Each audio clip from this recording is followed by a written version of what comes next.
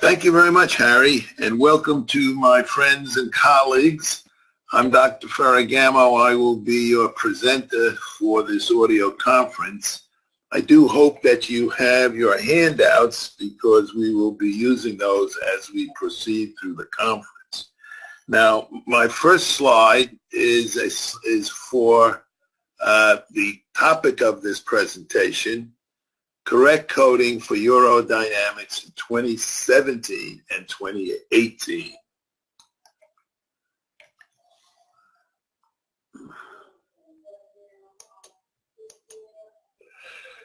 Okay.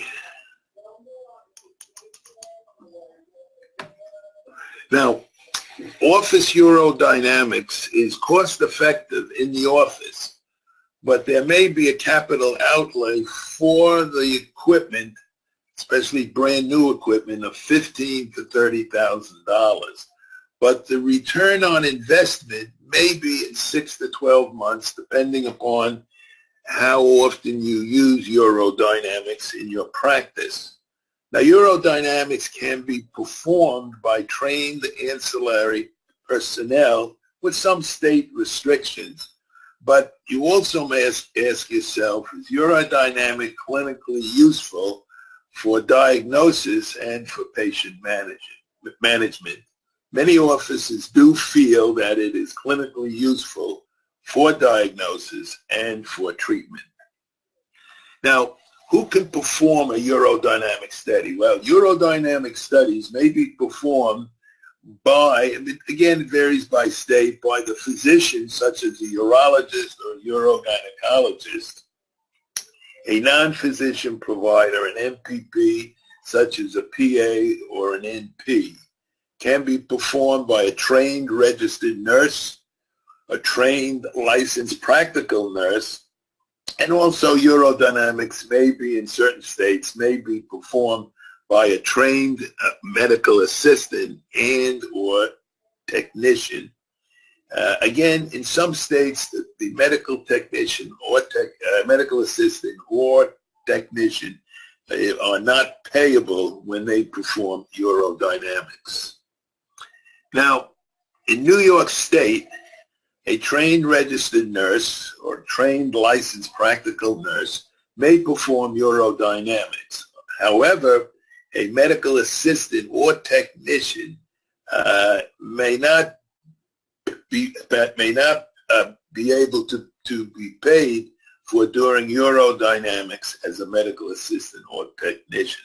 So I would advise you, if you're not sure about your area or state and who can do a urodynamics in the office, you should check with the carrier as to who may perform these urodynamic services. Now, where may urodynamics be performed? Well, they could be performed in the office, in the hospital, in a rehabilitated facility, a nursing facility or home, a skilled nursing facility, or an ambulatory surgical center. Places of service for these particular locations is also provided on this slide. Now, it's important to remember that physician payment, when they do a urodynamic study outside of the office, you should add modifier 26 to be paid for the urodynamic studies that use modifier 26. Indicating that you are doing something in your office, but as you will see, using modifier 26 to indicate that you are using equipment but that you own, but you may not be paid for this if you do it outside your office. You may not be paid for the global modifier TC or the interpretive modifier 26.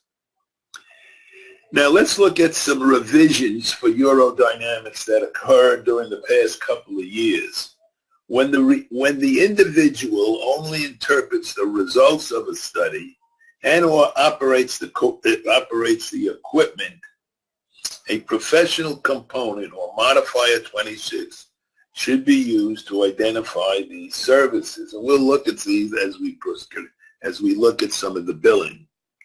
Now, for a patient who comes from a skilled nursing facility and is seen in your office, for urodynamic reimbursements, you should code all the urodynamic studies with modifier 26.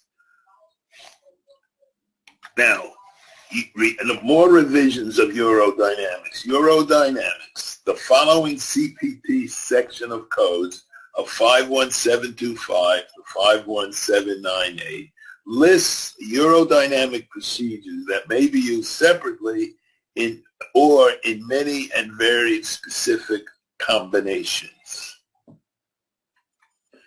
Now, all urodynamic procedures, and this is relatively new, all urodynamic procedures can be performed by